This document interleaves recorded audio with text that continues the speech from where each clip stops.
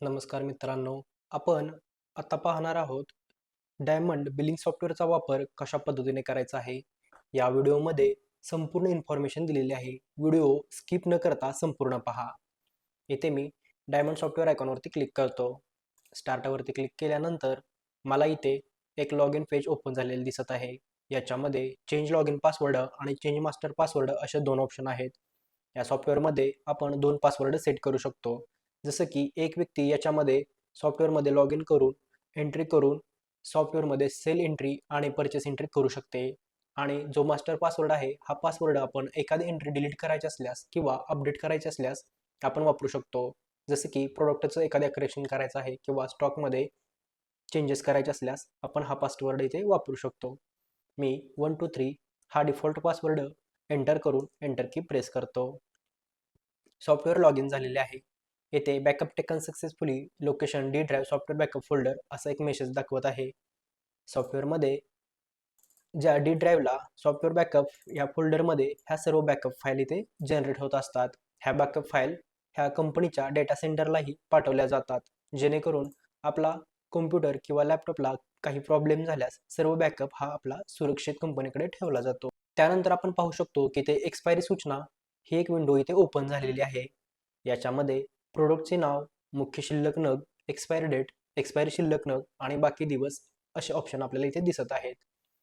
या विंडोचा वापर ह्यासाठी होतो की जे प्रोडक्ट आपल्या एक्सपायरी डेटच्या जवळ आलेले आहेत असे प्रोडक्ट आपल्याला इथे सजेस्ट करत असतं. म्हणजे इथे मी 3 मंथ हा ऑप्शन इथे सिलेक्ट केलेला आहे. जर मी इथे 1 मंथ हा ऑप्शन सिलेक्ट केला असता, येणाऱ्या एका महिन्यामध्ये एक्सपायर होणाऱ्या सर्व प्रोडक्टची लिस्ट मला इथे दाखवत आहे. जसं की NS 441 50 ग्रॅम हे प्रोडक्ट येणाऱ्या 11 दिवसामध्ये एक्सपायर होणार आहे. त्यासाठी इथे 11 बाकी दिवस असं दाखवत आहे. स्टार टॉप 150 ml हे प्रोडक्ट येणाऱ्या 21 दिवसामध्ये एक्सपायर होणार आहे. तर इथे 21 दिवस बाकी असं आपल्याला इथे दाखवत आहे. ह्या विंडोचा वापर ह्यासाठी होतो की जे प्रोडक्ट एक्सपायरीच्या जवळ आले ते प्रोडक्ट आपल्याला लवकर पुढे काउंटरला घेऊन आपण हे सेल करू शकतो आणि होणारे नुकसान आपल्याला टाळता येते.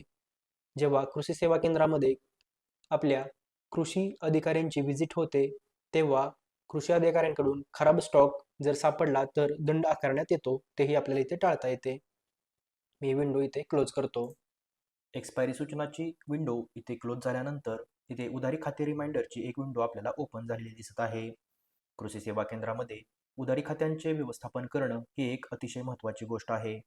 आपण पाहू शकता की उधारी खाते रिमाइंडर या विंडोमध्ये इथे सर्व थकबाकी खाती पहा, आजच्या तारखेला रक्कम जमा करणारी खाती पहा असे आपल्याला ऑप्शन दिसत आहे. त्याचबरोबर खाली ग्राहक नाव, त्यांचे नंबर आणि बाकी रक्कम जसे की 4,560, 4,521 आणि 12,450 रुपये आपल्याला दिसत आहे. आपण या विंडोचा वापर करून एकाच वेळेस सर्व ग्राहकांना त्यांची उधारी जमा करण्याबाबतची सूचनेचा व्हॉट्सअप मेसेज आपण करू शकतो. तर पाहूया हे कशा पद्धतीने वर्क होत आहे. मी ते सर्व संपर्क निवडावरती क्लिक करतो. सर्व संपर्क निवडावरती क्लिक केल्यानंतर जे सर्व थकबाकी खाती असतील ते सर्व खाती निवडली जातील आणि निवडलेल्या संपर्कांना व्हॉट्सअप मेसेज पाठवावरती मी क्लिक केल्यानंतर त्यांच्या बाकी रकमेचा मेसेज जमा करण्याबाबतची सूचना त्यांच्या व्हॉट्सअपवरती जाईल. इथे मेसेज सेंड सक्सेसफुली हा विंडो आपल्याला इथे आलेली दिसत आहे. मी ते ओकेवरती क्लिक करतो. त्याचबरोबर काही ग्राहकांनी त्यांची मुदत वाढवून मागितली असल्यास तीही आपण इथे वाढवू शकतो. त्यासाठी मी ते अपडेटवरती क्लिक केल्यानंतर इथे नवीन रिमाइंडर तारीखमध्ये त्या ग्राहकाची जी रिमाइंडर तारीख आहे ती 5 जानेवारी 2024 आहे. ते मी इथे वाढवून लावण्यासाठी मी ते 10 जानेवारी 2024 ही रिमाइंडर तारीख इथे सेट करत आहे. त्यासाठी मी अपडेट तारीख वरती क्लिक करतो. आपण इथे पाहू शकता की ह्या ग्राहकाची नवीन रिमाइंडर तारीख इथे सेट झालेली आहे, जे की 10 जानेवारी 2024ला ह्या ग्राहकाला परत अजून एकदा बाकी जमा करण्यासाठी रिमाइंडर मेसेज जाईल. या विंडोच्या वापरामुळे उधारी खात्यांचं व्यवस्थापन करणं अतिशय सुलभ होऊन जातं. हा सॉफ्टवेअरचा मेन डॅशबोर्ड आहे. याच्यामध्ये विक्री, खरेदी, खर्च, एस्टिमेट, ग्राहक उधारी खाते, डीलर कंपनी उधारी खाते असे ऑप्शन आपण इथे दिलेले आहेत. वरती रिपोर्ट, GST रिपोर्ट, कर्ज व्यवहार, बँक व्यवहार, विक्री परत, खरेदी परत, नवीन प्रोडक्ट भरा, डे बुक, एक्सपायरी सूचना असे ऑप्शन आहेत. आता आपण एक प्रोडक्ट इथे ॲड करूया. मी नवीन प्रोडक्ट भरावरती क्लिक केल्यानंतर इथे एक विंडो आपल्याला ओपन झालेली दिसत आहे. याच्यामध्ये कंपनी नावामध्ये मी सिंजंटा असं टाईप करतो. मी SY असं टाईप केल्यानंतर येथे सिंजेंटा हे नाव आपल्याला ड्रॉपडाऊन लिस्टमध्ये आलेले दिसत आहे. भारतामधील ज्या पेस्टिसाइडच्या, सीड्सच्या आणि फर्टिलायझरच्या कंपन्या आहेत, त्या कंपन्यांची नेम लिस्ट आपण सॉफ्टवेअरमध्ये इनबिल्ट ठेवलेली आहे. यामुळे आपल्याला जास्त इन्फॉर्मेशन टाईप करण्याची आवश्यकता भासणार नाही. मी सिंजेंटा ही कंपनी टाईप केल्यानंतर सिंजेंटा कंपनीच्या अंडर येणारे सर्व प्रोडक्टची लिस्ट आपल्याला इथे पाहायला मिळेल. जसं की मी प्रोडक्ट नावमध्ये ए टाईप केल्यानंतर ॲबेक, ॲक्ट्रा, ॲक्टिवा अशा पद्धतीचे सर्व प्रोडक्ट लिस्ट आपल्याला दिसत आहे, जे की त्या प्रोडक्टचं फर्स्ट लेटर आहे. मी ते येस असं टाईप करतो. येस टाईप केल्यानंतर मी ते स्कोर हे प्रोडक्ट इथे सिलेक्ट करतो. स्कोर हे प्रोडक्ट मला पॅकिंगमध्ये 250 ml घ्यायचे आहे. मी स्कोर 250 ml हे प्रोडक्ट इथे सिलेक्ट करत आहे. त्यानंतर हा प्रोडक्टचा उत्पादनाचा प्रकार पेस्टिसाइड आहे का, सीड्स आहे का, फर्टिलायझर आहे हे मला सिलेक्ट करायचे आहे. त्यासाठी मी इथे पेस्टिसाइड सिलेक्ट करतो. मोजमाप इथे सिलेक्ट करता येते. त्यानंतर GST टक्केवारीमध्ये GST 5%, GST 12%, GST 18% ह्यामधील मला इथे सिलेक्ट करायचे आहे. Me for example GST 18% he select करतो. सुरुवातीच्या शिल्लक नगामध्ये माझ्या कृषी सेवा केंद्रामधील आणि गोडाऊनमधील जो स्कोर 250 ml चा सर्व स्टॉक आहे, हा मला इथे भरायचा आहे. माझ्याकडे स्कोर 250 ml चे 120 नग शिल्लक आहेत, असं मी इथे भरतो. खरेदी दर हा GST सहित मला इथे स्कोर 250 ml चा इथे भरायचा आहे. मी 450 रुपये हा खरेदी दर GST सहित इथे भरतो. त्यानंतर मी रिटेल विक्री दर GST सहित कॅशमधील मी 500 रुपये इथे भरत आहे. आपण या एकाच प्रोडक्टला वेगवेगळ्या प्रकारचे 4 दर लावू शकतो. जसं की रिटेल विक्रीसाठी कॅश दर मी इथे 500 सेट केलेला आहे. मात्र जर रिटेल विक्री मला क्रेडिटमध्ये करायची असल्यास मी इथे 2% किंवा 3% जी पण आपल्याला अमाऊंट टक्केवारीमध्ये वाढवून लावायची असेल किंवा मॅन्युअलीही आपण वाढवून लावू शकतो. मी इथे 2% वाढवून लावल्यानंतर इथे 510 रुपये इथे झालेले आपल्याला दिसत आहेत. मी एंटर की प्रेस केल्यानंतर होलसेल विक्री दर GST सहित या ठिकाणी आपण आलेलो आहोत. आपण हे प्रोडक्ट होलसेलमध्येही विक्री करू शकतो. मला ह्या प्रोडक्टचा होलसेल दर हा 490 रुपये मी इथे भरत आहे. हाच दर मला क्रेडिटमध्ये 2% वाढवून लावायचा असल्यास मी ते 2% वाढवून लावत आहे. इथे बारकोड नंबरचाही आपल्याला वापर करता येतो. जेव्हा आपण हे प्रोडक्ट सेल्स करणार आहे, तेव्हा आपण बारकोड स्कॅनर मशीन आणि बारकोड लेबलचा वापर करून ही बिल तयार करू शकतो. त्यासाठी इथे प्रोडक्टवरील बारकोड आणि सिस्टमने तयार केलेला बारकोड नंबर असे 2 ऑप्शन आहेत. इथे मी सिस्टमने तयार केलेला बारकोड नंबरवरती टिक मार्क ठेवलेला आहे, जेणेकरून स्कोर 250 ml ह्या प्रोडक्टला इथे barcode number automatically system generate करून देत आहे. HSN नंबरमध्ये मी 3808 हा HSN नंबर इथे भरतो. त्यानंतर हे प्रोडक्ट मी कोणत्या रॅकला ठेवले आहे हेही मला इथे मेन्शन करता येते. जसे की हे प्रोडक्ट मी 6 नंबर रॅकला ठेवले असल्यास मी ते रॅक नंबर 6 मेन्शन करतो. एंटर की प्रेस करून मी ते प्रोडक्ट नाव जतन करावरती क्लिक करतो. स्कोर 250 ml सिंजेंटा हे प्रोडक्ट इथे सेव्ह झालेले आहे. त्यानंतर इथे एक्सपायरी लिस्टचे एक विंडो ओपन झालेले आपल्याला दिसत आहे. आता काय होतं की आपल्याकडे एकूण शिल्लक नग हे 120 आहेत. मात्र सर्व प्रोडक्ट हे एकाच एक्सपायरी डेटचे नसतात. काही वेळा आपल्याकडे असणारा स्कोर 250 ml ह्या प्रोडक्टचा स्टॉक हा वेगवेगळ्या एक्सपायरी डेटमध्ये असू शकतो. जसं की तो एका किंवा 2 किंवा 3 अशा अनेक प्रकारच्या एक्सपायरी डेटमध्ये तो स्टॉक आपल्याकडे असू शकतो. यावेळेस आपल्याला स्टॉकचं वर्गीकरण करणं अतिशय आवश्यक असतं. ज्या प्रोडक्टची एक्सपायरी डेट जी जवळची आहे, तो प्रोडक्ट लवकर विकणं हे गरजेचं असतं. इथे मी एक एक्सपायरी डेट इथे सेट करतो. 4 जानेवारी 2027 अशी मी ह्या प्रोडक्टची एक्सपायरी डेट घेतो आणि याचे शिल्लक नग मी इथे 100 करत आहे. त्याचा बॅच नंबर मी SD/41 असा करतो. आता इथे मला वरती एकूण शिल्लक नग हे 120 आहेत आणि एकूण एक्सपायरी शिल्लक नग हे 100 झालेले आहेत. जोपर्यंत हे नग 120 होणार नाहीत, तोपर्यंत software automatically expiry date second open करीत राहील. मी ते दुसरी एक्सपायरी डेट इथे घेतो. 3 डिसेंबर 2026 अशी मी अजून एक एक्सपायरी डेट इथे घेतो. ह्या एक्सपायरी डेटचे 20 नग माझ्याकडे शिल्लक आहेत. त्याचा बॅच नंबर SD/40 असा आहे, असं मी मेन्शन करतो. आता इथे एकूण शिल्लक नग आणि एकूण एक्सपायरी शिल्लक नग हे इक्वल झालेले आहेत. मी एंटर की प्रेस केल्यानंतर सॉफ्टवेअर आपल्याला मेन पेजवरती घेऊन गेलेला आहे. अशा प्रकारे आपण आपल्या कृषी सेवा केंद्रामधील सर्व स्टॉक इथे भरून घेऊ शकतो.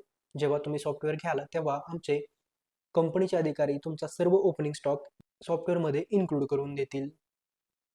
मी ही विंडो इथे क्लोज करतो. आता आपण एक सेल्स एंट्री पाहूया, जे की आपण आता प्रोडक्ट ॲड केलं त्याचे. इथे मी विक्री विंडोवरती इथे क्लिक करतो.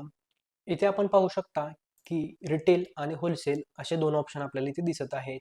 जेव्हा आपल्याला शेतकऱ्यांना बिल द्यायचं असतं तेव्हा आपण रिटेल ऑप्शनचा सिलेक्शन करू शकतो आणि जेव्हा हेच बिल आपल्याला पुढे कृषी सेवा केंद्र चालकांना द्यायचे असेल त्यावेळेस आपण इथे होलसेल ऑप्शनचाही वापर करू शकतो. याचे रिटेलची सिरीज आर आणि होलसेलची सिरीज डब्ल्यू अशा प्रकारे इथे वेगवेगळ्या दोन सिरीजमध्ये इथे बिलिंग होताना दिसत आहे आपल्याला. मी ते रिटेल सिलेक्ट करतो. इथे ग्राहक नावामध्ये समजा मला एक नवीन ग्राहक ॲड करायचा असल्यास मी ते नवीन ग्राहकाची इन्फॉर्मेशन भरून घेतो. आपण इथे मराठीमध्येही ग्राहकाचे नाव इथे टाईप करू शकतो. फॉर एक्झाम्पल मीरा टाईप केल्यानंतर मला एक रामदास असं एक कस्टमरचे का नाव भरायचं आहे, मात्र ते मला ड्रॉपडाऊन लिस्टमध्ये इथे दिसत नाहीत. त्यासाठी मी टॅब की प्रेस करतो. टॅब बटन दाबल्यानंतर इथे मला ग्राहक माहिती भरा हा एक फॉर्म इथे ओपन झालेला दिसत आहे. त्यामध्ये मी रामदास असं इंग्लिशमध्ये मी टाईप केल्यानंतर ते मराठीमध्ये इथे आपल्याला आलेलं दिसत आहे. मी रामदास शिंदे असं ह्या ग्राहकाचं इथे नाव घेतो. ह्या ग्राहकाचा मी मोबाईल नंबरही इथे मेन्शन करतो. इथे पत्ताही आपण इथे घेऊ शकतो. ग्राहकाचा आधार नंबरही आपल्याला इथे घेता येतो. संपर्क व्यक्तीमध्ये समजा रामदास शिंदे हे ग्राहक आपल्या ओळखीचे नसतील आणि त्यांनी जर आपल्याकडे उधारी खाते लावलेले असेल तर त्यांच्या संपर्कातील जो व्यक्ती आपल्याही संपर्कातील आहे अशा व्यक्तीचं आपण इथे नाव भरून घेऊ शकतो. फॉर एक्झाम्पल त्यांच्या संपर्कातील व्यक्ती श्याम हा आपल्या ओळखीचा पर्सन आहे, त्याचा नंबरही आपण इथे घेऊ शकतो. मी ही ग्राहक माहिती इथे जतन करतो. ग्राहक माहिती इथे जतन झालेली असताना मी ते टाईप केल्यानंतर मला ह्या सुरुवातीच्या नावावरून असणारी नावं किंवा आडनावावरूनही मी इथे सर्च करू शकतो. मी शिंदे टाईप केला असता मला इथे 2 त्या आडनावावरील नावे इथे दिसत आहेत. मी रामदास शिंदे हे ग्राहकाचे का नाव इथे सिलेक्ट करतो. येथे प्रोडक्ट शोधामध्ये आता मी स्कोर 250 ml सिंजेंटा हे प्रोडक्ट इथे घेत आहे. स्कोर 250 ml सिंजेंटा हे प्रोडक्ट आपण फर्स्ट लेटरवरून किंवा मी जर फक्त 250 ml असं जरी टाईप केलं तर मला इथे उजव्या बाजूला 250 ml मध्ये असणाऱ्या सर्व प्रोडक्टची इथे लिस्ट दाखवत आहे. किंवा मी कंपनीचं नाव जरी टाईप केलं तरी मला कंपनीच्या नावावरूनही इथे प्रोडक्टची लिस्ट इथे दाखवत आहे. एनी लेटर सर्चमुळे आपण हे प्रोडक्ट अतिशय जलदरित्या सर्च करू शकतो. मी स्कोर 250 ml सिंजेंटा हे प्रोडक्ट सिलेक्ट केल्यानंतर मला इथे नगामध्ये मी 1 नग किंवा 2 नग अशा पद्धतीने घेऊ शकतो. एंटर की प्रेस केल्यानंतर आपण ज्या 2 एक्सपायरी डेट ह्या प्रोडक्टला सेट केल्या होत्या त्या दोन्ही एक्सपायरी डेट आपल्याला इथे दाखवत आहे. त्यामध्ये जी एक्सपायरी डेट आपण जवळची सेट केली होती ती 2 नंबरला होती, जी की 3 डिसेंबर 2026 होती आणि जी एक्सपायरी डेट लांबची होती म्हणजे जी 4 जानेवारी 2027 होती ती सेकंड नंबरला इथे ऑटोमॅटिकली फिल्टर होऊन दाखवत आहे. सॉफ्टवेअर जवळची एक्सपायरी डेट विक्री करण्यासाठी अगोदर सजेस्ट करते. मी ते 3 डिसेंबर 2026 ही एक्सपायरी डेट सिलेक्ट करतो. इथे जीएसटी विक्री दरामध्ये आपण तात्पुरत्या स्वरूपामध्येही विक्री दरामध्ये बदल करू शकतो. जसं की मला हा दर कमी करायचा असल्यास मी तात्पुरत्या स्वरूपामध्ये हा दर कमी करू शकतो किंवा वाढवू शकतो.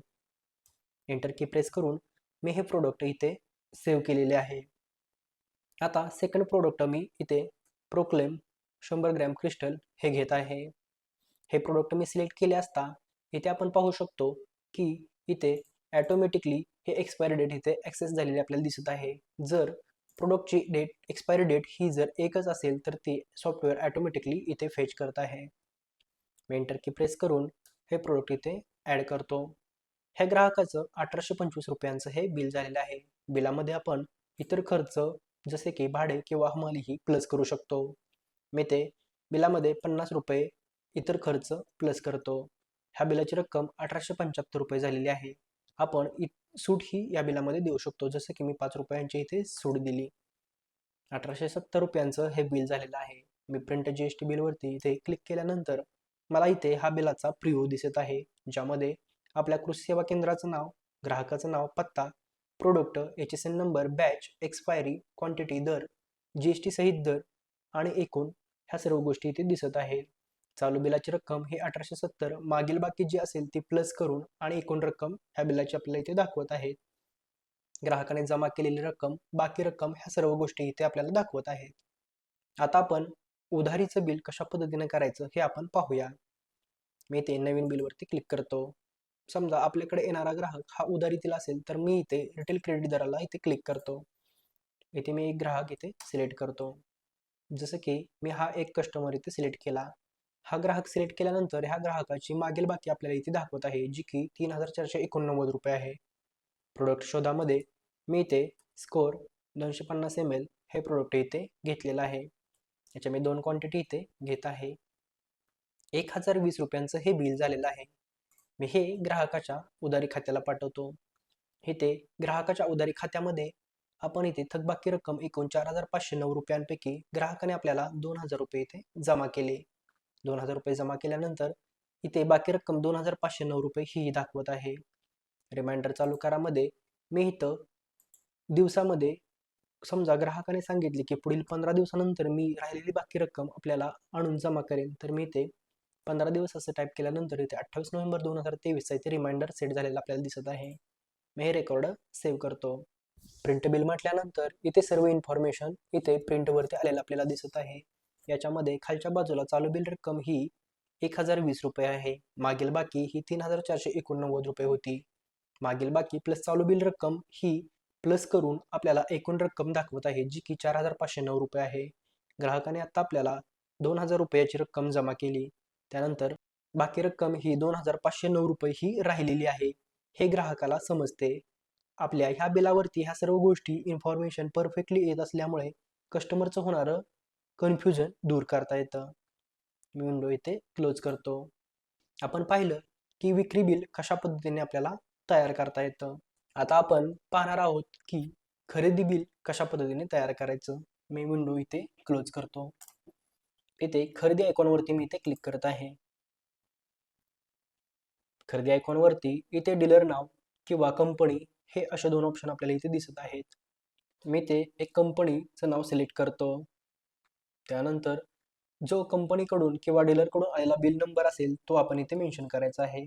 फॉर एक्झाम्पल कंपनीकडून आपल्याला 250 नंबरचं बिल आलेलं आहे. बिलाची तारीख आपण इथे मेन्शन करू शकतो. जे प्रोडक्ट आपण ॲड केलं होतं ते प्रोडक्ट मी इथे घेत आहे, जे की स्कोर 250 ml सिंझंटा हे प्रोडक्ट मी इथे सिलेक्ट केलेलं आहे. हे प्रोडक्ट सिलेक्ट केलं असता मला खरेदी केलेली नग इथे मला भरायचे आहेत. फॉर एक्झाम्पल मी 200 नगांची नवीन खरेदी केली. त्यानंतर जी रक्कम आपल्याला टॅक्सेबल अमाऊंटमध्ये आलेली असते ती रक्कम मी इथे भरत आहे. त्यानंतर आलेल्या प्रोडक्टची एक्सपायरी डेट फॉर एक्झाम्पल 9/7/2028 ही एक्सपायरी डेट आहे. बॅच नंबर ASD/89 असा आहे. मी इथे विक्री दर जेश लागून इथे आलेलो आहे. याच्यामध्ये विक्री दर रिटेल कॅश, विक्री दर रिटेल क्रेडिट हे रेटही मी इथे सेट करू शकतो. मी प्रोडक्ट इथे सेव्ह केलं. अशा पद्धतीने आपण खरेदी बिलाची एंट्री ही अतिशय सोप्या पद्धतीने करू शकतो. समजा आपण डायमंड गेमला आपण 47,200 पैकी 20,000 रुपये रक्कम पेड केली असल्यास त्यासाठी आपण इथे क्रेडिटवरती क्लिक करणार आहोत. अमाऊंट ड्यू आपण इथे ॲड करत आहे. थकबाकी रक्कम 47,200 ही आहे. त्याच्यापैकी समजा आपण 20,000 ही रक्कम कंपनीला दिली असता आपण 20,000 ही रक्कम कॅश किंवा बँक या दोन्ही स्वरूपातून देऊ शकतो. समजा मी इथे कॅश रक्कममधून इथे 20,000 ही रक्कम मी इथे दिलेली आहे. इथे आपण पाहू शकतो की खाली तारीख, बिल नंबर, तपशील, बिल रक्कम, दिलेली रक्कम आणि बाकी रक्कम हा सर्व हिशोब इथे दाखवत आहे. खरेदीची विंडो मी इथे क्लोज करतो. आपण विक्री आणि खरेदी हे 2 ऑप्शन पाहिले. समजा मला बँक व्यवहार आपल्या सॉफ्टवेअरमध्ये इन्क्लूड करायचे असल्यास ते कशा पद्धतीने करता येतात तेही आपण पाहूया. येथे बँक व्यवहारावरती क्लिक केल्यानंतर मला काही रक्कम माझ्या काउंटरमधून बँकेमध्ये भरायची असल्यास मी इथे खात्यामध्ये रक्कम भरा ह्या ऑप्शनवरती क्लिक करतो. मी ते बँक ऑफ इंडिया सिलेक्ट करत आहे. मी 10,000 ही रक्कम मी बँक खात्यामध्ये भरली असता मी रक्कम जमा करावरती क्लिक केल्यानंतर इथे आपण पाहू शकतो की बँक नाव, खाते नंबर, तारीख, खात्यामध्ये भरलेली रक्कम आणि खात्यामधून काढलेली रक्कम आणि जी बाकी रक्कम आहे बॅलन्स ती आपल्याला इथे खाली दाखवत आहे. अशा प्रकारे आपण रक्कम खात्यातूनही काढलेले व्यवहार इथे दाखवू शकतो. आता काय वेळा काय होतं की ग्राहकाने आपल्याकडून घेतलेले प्रोडक्ट ग्राहक विक्री परत करण्यासाठी म्हणजे सेल्स रिटर्न करण्यासाठी आपल्याकडे येतो. अशा वेळेस आपण इथे विक्री परत आयकॉनवरती जाणार आहोत. आता आपण पाहणार आहोत की विक्री परत कशा पद्धतीने करायचं आहे. मी ते विक्री परत आयकॉनवरती क्लिक केले आहे. इथे मी एक ग्राहक सिलेक्ट करतो. मी एक ग्राहक सिलेक्ट केला असता त्या ग्राहकाने आतापर्यंत आपल्याकडून घेतलेल्या सर्व बिलांची लिस्ट आपल्याला इथे दाखवत आहे. जसे की ह्या ग्राहकाने घेतलेल्या 38 ह्या बिलामधील एखादं प्रोडक्ट ग्राहक हा रिटर्न करण्यासाठी आलास, आपल्याला इथे दाखवत आहे की 38 या बिलामध्ये ग्राहकाने स्कोर 250 ml सिंजेंटा हे प्रोडक्ट घेतले होते. काही वेळा काय होते की नजर चुकीने ग्राहक दुसऱ्या कृषी सेवा केंद्रामध्ये घेतलेले प्रोडक्ट आपल्याकडे सेल्स रिटर्न करण्यासाठी येतो. त्यावेळेस आपण इथे क्रॉस चेक करू शकतो की हा प्रोडक्ट आपल्या कृषी सेवा केंद्रातील आहे किंवा नाही. मी ते हा प्रोडक्ट सिलेक्ट करून विक्री परत नगामध्ये एक ही क्वांटिटी इथे मेन्शन केलेली आहे. आपण जो रेट विक्री करताना लावलेला होता तोच रेट विक्री परत करतानाही ऑटोमॅटिकली घेतला जाईल. मी यातील एक प्रोडक्ट इथे विक्री परत केलेले आहे. समजा ग्राहकाचे आपल्याकडे उधारी खाते असेल आणि त्यातून आपल्याला ही 510 रुपये रक्कम वजा करायची असल्यास मी इथून ही रक्कम उधारीमधून वजावरती क्लिक केल्यानंतर इथे आपण ग्राहकाच्या खात्यामध्ये आलेलो आहोत. इथे आपण पाहिले असता सर्वात खाली 2 नंबरचे सेल्स रिटर्नचे हे बिल दिसत आहे आणि त्याची 510 रुपये ही रक्कम याच्यामध्ये जमा झालेली आहे आणि बाकी रक्कम ही आपल्याला 1999 रुपये दिसत आहे. ज्या प्रकारे आपण विक्री परत करू शकतो त्याच प्रकारे आपण खरेदी परतही करू शकतो. मी तर खरेदी परत ऑप्शनवरती क्लिक करतो. मी तर डीलर सिलेक्ट करत आहे. हा डीलर सिलेक्ट केल्यानंतर ह्या डीलरकडून घेतलेल्या सर्व बिलांची लिस्ट मला इथे दाखवत आहे. त्यातील मी 250 नंबरचं एक बिल सिलेक्ट करतो. याच्यामध्ये हा जो प्रोडक्ट आहे हा प्रोडक्ट पैकी मी समजा 25 क्वांटिटी ह्या परचेस रिटर्न किंवा खरेदी परत किंवा डेबिट नोट केलेले असतील तर त्याही मला इथे मेन्शन करता येतात. मी 5,900 रुपयांचं हे खरेदी परतचं बिल मला इथे प्रिंटही करता येते, जे की परचेस रिटर्न डेबिट नोट अशा पद्धतीने येत आहे. मी विंडो इथे क्लोज करतो. आता आपण पाहणार आहोत की समजा आपल्या कृषी सेवा केंद्राचे जे काही आपल्याला खर्च होत असतील तर ते खर्च आपण कशा पद्धतीने मेन्शन करायचे. त्यासाठी मी इथे खर्च या आयकॉनवरती क्लिक करतो. खर्चाच्या नावामध्ये me for example light bill हा खर्च इथे मी घेतलेला आहे. रक्कम दिले त्यांचे नाव, दिलेली रक्कम ही समजा 500 रुपये असेल तर ती कॅश स्वरूपात असेल तर कॅश स्वरूपात, बँक किंवा ऑनलाईन केली असेल तर ती बँकवरती क्लिक करून आपण ॲड करू शकतो. मी ते कॅशमध्ये लाईट बिल हे इथे सेव्ह केलेलं आपल्याला दिसत आहे. आपण ग्राहक उधारी खात्याची माहिती घेणार आहोत. ग्राहक उधारी खात्यामध्ये आपण इथे लेफ्ट साईडला आपल्याला गावानुसार प्रलंबित खाते हा ऑप्शन इथे दिसत आहे. मी गावानुसार प्रलंबित खात्यावरती क्लिक केल्यानंतर मला इथे सर्व गावांची लिस्ट दिसत आहे. मी हे गाव सिलेक्ट केलं असता मला ह्या गावातील असणारे प्रलंबित खाते दिसत आहेत. जेव्हा मार्च एंडला आपल्याला खाते उधारींची वसुली करायची असते तेव्हा प्रत्येक गावाचं रेकॉर्ड हे वेगवेगळ्या पद्धतीने काढल्यानंतर आपल्याला वसुलीसाठी पाठवलेल्या वसुली अधिकाऱ्यांना तो डेटा व्यवस्थितरित्या देता येतो. त्याचबरोबर मला इथं रक्कम कमी आणि रक्कमच्या पेक्षा जास्त असे 2 ऑप्शन दिसत आहेत. समजा मला 1,000 रुपयापासून ज्या व्यक्तीची रक्कम 50,000 रुपयापर्यंत उधारी खाते आहे अशी सर्व खाती मला इथे शोधायची आहेत. मी ते शोधावरती क्लिक केल्यानंतर मला ती सर्व खाती इथे दिसत आहेत की ज्यांची रक्कम 1,000 रुपयांपेक्षा जास्त आणि 50,000 रुपयांपेक्षा कमी अशी आहे. समजा हेच मी 1,000 रुपयांपासून मी फक्त 1,500 रुपयांपर्यंतची असणारी खाती शोधा म्हटल्यानंतर मला फक्त ही 2 खाती इथे दिसत आहेत ज्यांची बाकी रक्कम 1,200 आणि 1,000 रुपये अशा पद्धतीची आहे. मला एखाद्या ग्राहकाचे उधारी खात्याचे वार्षिक वर्षाच्या शेवटी उधारी स्टेटमेंट द्यायचे असल्यास ते मला कशा पद्धतीने देता येते हे आपण पाहूया. मी इथे एक ग्राहक सिलेक्ट केला. हा ग्राहक निवडल्यानंतर मला इथे कमी माहिती आणि पूर्ण माहिती असे 2 ऑप्शन दिसत आहेत.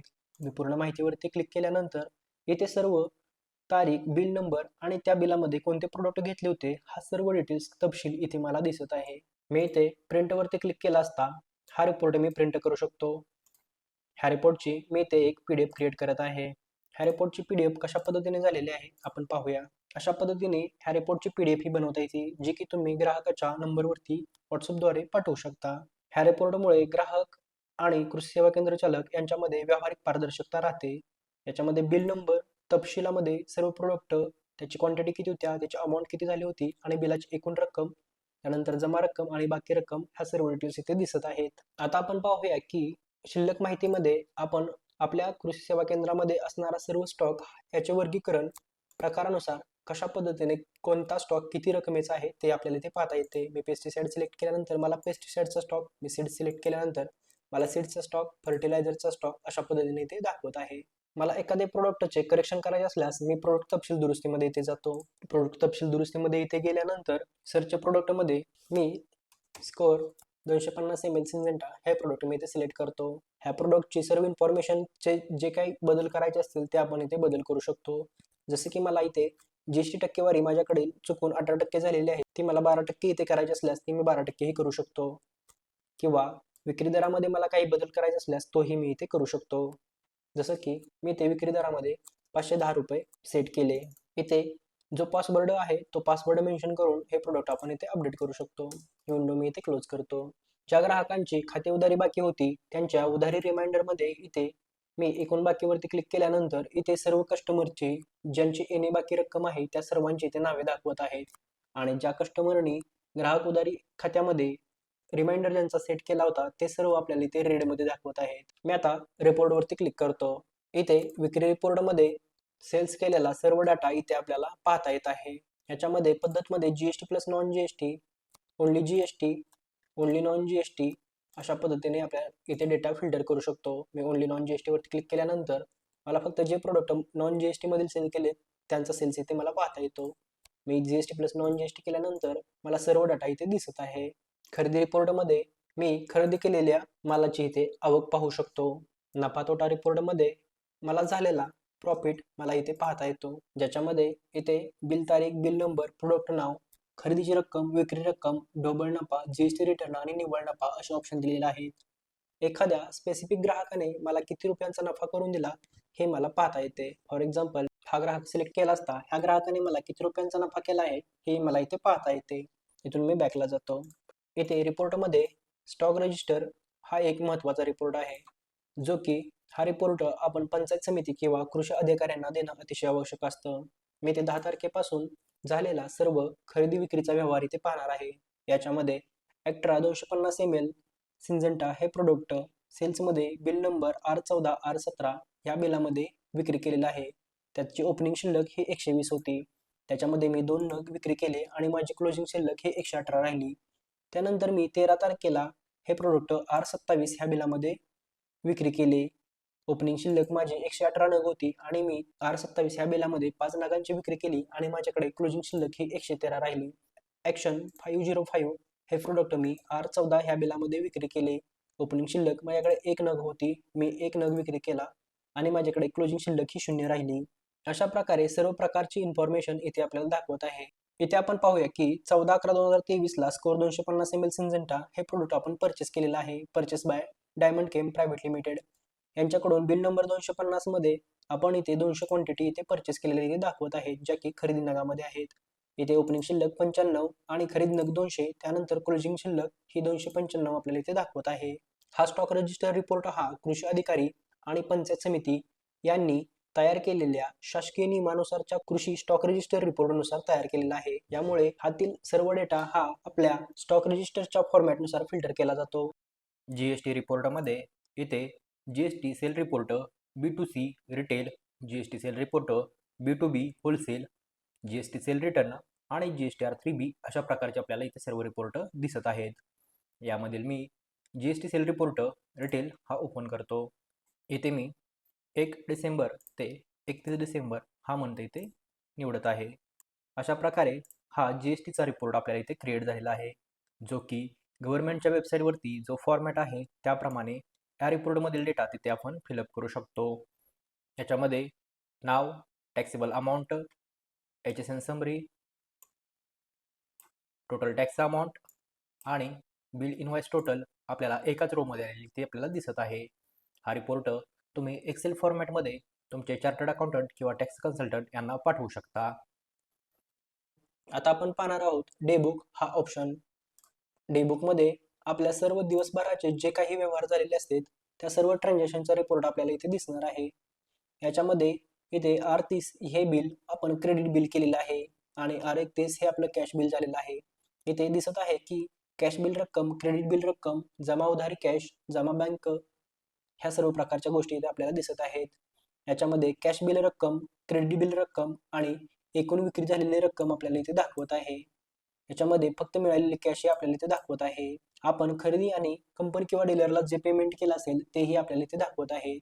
इथे 47,200 ह्या रकमेचं इथे क्रेडिट बिल आहे. त्यापैकी 20,000 ही रक्कम आपण बँकेतून दिलेली इथे दाखवत आहे. कॅश बिल रक्कम, क्रेडिट बिल रक्कम आणि एकूण खरेदी रक्कम आपल्याला इथे दाखवत आहे. खर्चामध्ये आपण जो खर्च एक्सपेन्सेस पेड केलेला आहे तोही आपल्याला इथे दाखवत आहे. बँक व्यवहारामध्ये सर्व बँक व्यवहार इथे आपल्याला दाखवत आहे. व्यवहार समरीमध्ये एकूण विक्री आणि उधारी जमामध्ये 14,000 रुपये ही कॅश रक्कम आणि 510 रुपये ही बँक रक्कम आपल्याला इथे दाखवत आहे. एकूण मिळालेली रक्कम ही 14,510 रुपये आहे. त्याचबरोबर दिलेली रक्कम ही 20,000 रुपये इथे दाखवत आहे. खर्च रक्कम ही 500 रुपये इथे आपल्याला दाखवत आहे.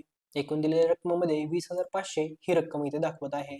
एकूण मिळालेली रक्कम ही 14,000 रुपये आणि एकूण व्यवसायात घेतलेली रक्कम म्हणजे बँकेतून आपण काउंटरला आणलेली रक्कम ही 50,000 रुपये इथे दाखवत आहे. एकूण दिलेली रक्कम ही 500 रुपये जी की आपण खर्चासाठी दिली होती आणि व्यवसायातून बँकेत भरलेली रक्कम आपल्याला इथे 10,000 रुपये दाखवत आहे. क्लोजिंग कॅश रक्कम ही आपल्याकडे 53,500 रुपये दाखवत आहे. इथे बॅलन्स शीटमध्ये आपल्याला डीलर कंपनी यांना देणे बाकी रक्कम 32,700 रुपये इथे दाखवत आहे. एकूण बाकी कर्ज रक्कम ही 25,001 रुपये दाखवत आहे. इथे उजव्या बाजूला क्लोजिंग कॅश रक्कम ही 53,500 रुपये दाखवत आहे. माझ्याकडे असणारा एकूण स्टॉक रक्कम खरेदी दरानुसार हा 66,76,732 रुपयांचा दाखवत आहे. माझ्याकडे एकूण बँकेमध्ये शिल्लक असणारी रक्कम ही 83,468 रुपयांची दाखवत आहे. ग्राहकाकडून येणे बाकी ही 15,379 रुपयांची दाखवत आहे. म्हणजे माझ्याकडे एकूण मालमत्ता ही 68,29,079 रुपयांची आहे आणि मला एकूण देणे हे 57,701 रुपयांचं आहे. हे सर्व वजाबाकी केल्यानंतर माझ्याकडे शिल्लक मालमत्ता ही 67,71,378 रुपयांची आहे हे दाखवत आहे. ह्या रिपोर्टचा हा फायदा आहे की माझ्याकडे असणारा सर्व रोजमेळ असेल किंवा माझ्याकडे असणारी सर्व रक्कम असेल, मला मार्केटमधून किती रुपये येणार आहेत, मला मार्केटमध्ये पुढे कंपन्यांना किती द्यायचे आहेत किंवा किती कर्ज रक्कम मला भरायची आहे, ह्या सर्व गोष्टी इथे दाखवत आहेत. मित्रांनो, हे सॉफ्टवेअर चालवण्यासाठी अतिशय सोपं आहे आणि युजफुल आहे. कृषी सेवा केंद्र चालकांना ज्या गोष्टी अतिशय आवश्यक आहेत त्याच गोष्टी ह्या सिस्टममध्ये आपण तयार केलेल्या आहेत. जर तुम्हाला हे सॉफ्टवेअर पाहिजे असल्यास किंवा याचा फ्री डेमो पाहिजे असल्यास आम्ही दिलेल्या स्क्रीनवरती नंबरवरती आम्हाला संपर्क करा. धन्यवाद.